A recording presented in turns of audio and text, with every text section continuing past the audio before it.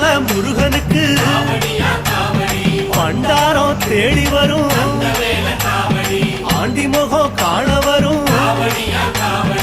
ஆவினன் குடி தேடி வரும்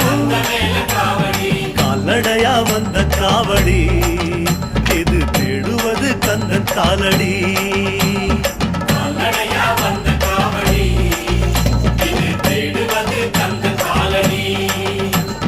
பழுத்த பழம் தேடுதப்பா